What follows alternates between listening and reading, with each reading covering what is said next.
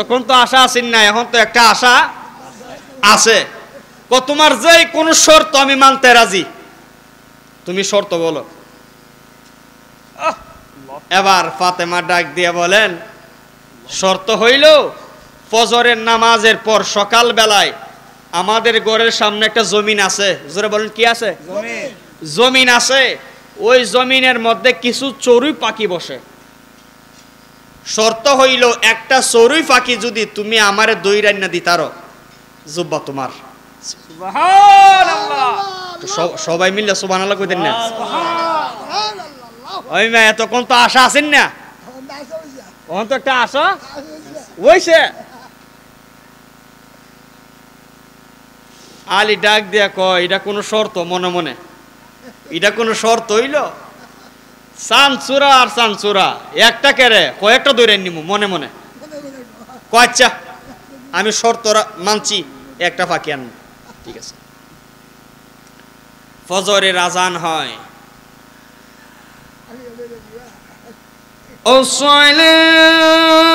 الصلاة خير من النوم.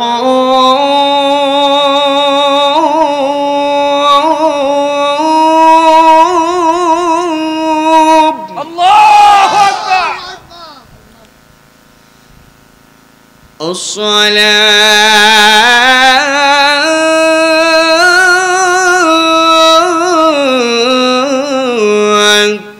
خير من النوم.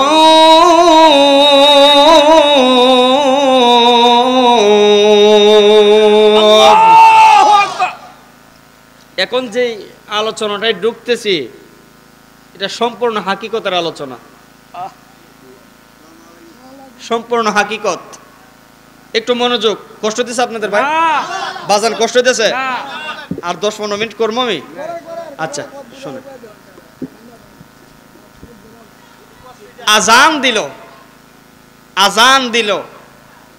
এই দিন আলী আর মসজিদে গেছে না, কারণ দেরি হয়ে গেলে আবার চড়ুই পাখি দরকার তো না। ঘরের ভিতরে নামাজ আদায় করছে। ঘরের ভিতরে নামাজ আদায় করে সুন্দর করে দরজা খুলে জমিনের মধ্যে চলে গেল চড়ুই পাখি ধরার আশায়। সুবহানাল্লাহ বলেন। আলী জমিনের সামনে দাঁড়াইয়া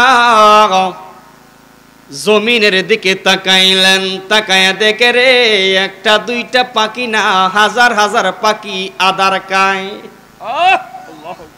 ফজরের নামাজ যারা পড়েন দেখবেন মসজিদ থেকে বের হয়ে সকালের হাওয়াটা বড় ঠান্ডা লাগে, মজা লাগে।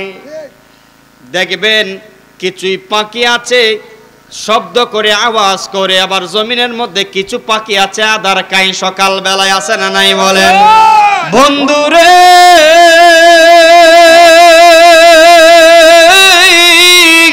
ও শেরপুরের বাবারা, ও আমার এলাকার বন্ধুরা, আলী তাকাইয়া দেখে রে, জমিনের মধ্যে একটা দুইটা চড়ুই পাখি নয়, হাজার হাজার চড়ুই পাখি এই কানে মাথা নিচের দিকে দিয়া টুকরায়া টুকরায়া আদার খায়। হযরতে আলী একটা মুস্কি হাসি মারলেন। হাসি মাইরা মনে মনে চিন্তা করেন, আলী মনে মনে চিন্তা করেন, ফাতেমা বলেছেন একটা পাখি নেওয়ার জন্য, কিন্তু আমি দেখতেছি যে হাজার হাজার পাখি এখানে দেখা যায়। যদি আমি চোখটা বন্ধ কইরা জাপ দিয়া ফইরা যায়, লাফ মাইরা ফইরা যায়, আমার পিঠের তলে 2-4টা পাখি এমনি ফইরা যাইব। ঠিক না ঠিক বলেন? যে জায়গার মধ্যে দেখবেন একসাথে বেশি মানুষ, অনেকটা ডিল মারলে যে একটার রূপে তো গিয়ে পড়বো। হযরত আলীর উদ্দেশ্য হইল ফাঁকি তো বেশি, যদি আমি জাফও মারি 2-4টা আমার ফিটের তলে পড়ে যাবো, তে তো আমি নিতার মুখ। সুবহানাল্লাহ বলেন। বসেন না, বসেন নিচে। মনোযোগ। হযরত আলী মনে মনে বড় খুশি। জাপ মারবো সুন্দর কইরা, হাতটা বলতেছে পাঞ্জাবি সুন্দর করে বলতেছে। এখন আপনারা বলেন চড়ুই পাখির কান বান না পাতলা? জোরে কন না। মসজিদের ভিতরে দেখবেন চড়ুই পাখির বাসা করে, ধরতে গেলে দৌড় মারে, আছে না? হযরত আলী প্রস্তুতি নিচ্ছে ধরার জন্য। ওই চড়ুই পাখি একটার কানে কানে কয় তাদের বাসায়, চড়ুই পাখি তাদের বাসায় একটার কানে কানে কয় পাখিরা একটু সতর্কতার সাথে তোমরা আদার খাও। ওই দিকে তাকায় দেখো আলীর বাপ সাপ তেমন সুবিধা না, আলীর বাপ সাপ তেমন সুবিধা না। ও পাখিরা একটু সতর্ক থাকো, যদি আলী যদি কোনো আক্রমণ করার চেষ্টা করে তাহলে সবাই একসাথে কিন্তু লাফ মারবা। সুবহানাল্লাহ। আলী আর এদিক ওই দিক তাকাইলেন না, চক্ষুটা বন্ধ কইরা পাখির জাপের পাখির দলের উপর জাপ মাইরা পয়রা গেল। জাপ মারতে দেরি হয়, পাখি একটার ডাক দিয়া বলেন পাখিরা তোমরা কে কোথায় আছো, তাড়াতাড়ি উড়াল মারো। চিৎকার মেরে বলেন না আল্লাহু আকবার। আল্লাহ আল্লাহ আল্লাহ আল্লাহ আল্লাহ আল্লাহ আল্লাহ আল্লাহ আল্লাহ আল্লাহ আল্লাহ আল্লাহ। তোমরা আমাকে বুঝে ভগবন্তর পয়রা কইলা, আমি জানি গো আমি বুঝে গো মুর্শিদ নামে আসে কত জানলা, আমি বুঝে গো দয়ালের নামে আসে কত জানলা। মারহাবা আল্লাহ আল্লাহ আল্লাহ। এই জগতে প্রেম করিয়া কয়জন আছে বাংলা গো, কয়জন আছে বাংলা। মারহাবা আল্লাহ আল্লাহ।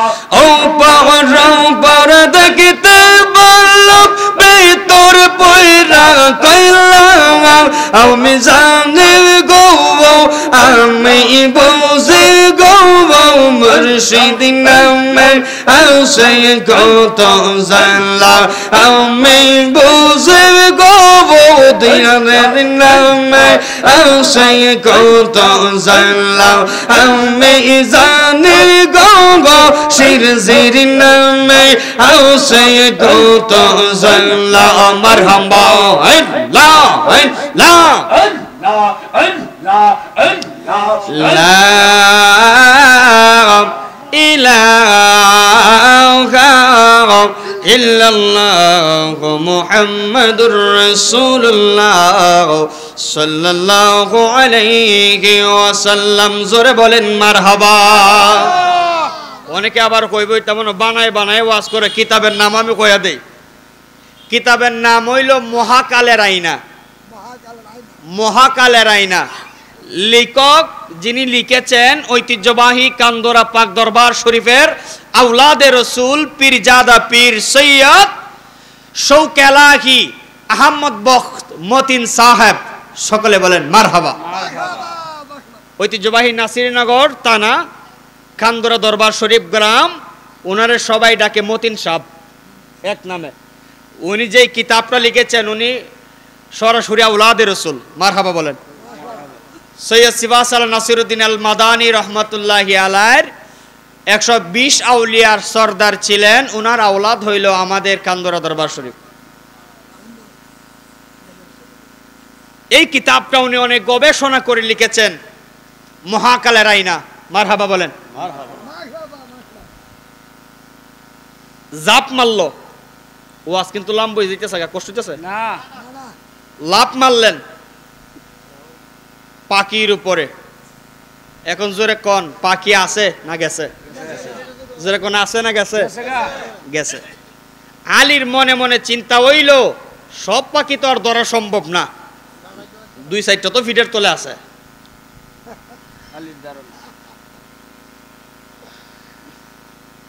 আরে মুশকিল কুশার নাম লো করিয়া যত ভবে আর নাই রে দ। আরে মাওলাই আলী মুশকিল কুশার তিনেতে একজন, হাই রে মাওলাই আলী মুশকিল কুশার তিনেতে একজন।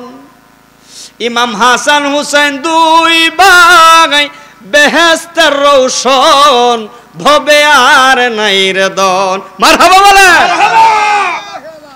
আমার ভাইয়ের। তারপরে চলুন কি ঘটলো। হযরতে আলী আস্তে আস্তে করে উঠলেন। আচ্ছা, হাতির পায়ের তলে যদি কোনো মশা মাছি পড়ে বা আমরা পড়ি, হাতির তলে যদি কোনো মানুষ পড়ে, আচ্ছা এটা আর দাঁড়ায় শুধু হইতে পারবো না, এমনি শেষ।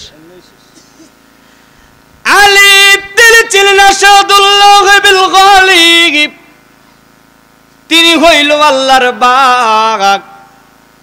আস্তে আস্তে করে উঠলেন, এবার পিছন দিকে তাকাইলেন।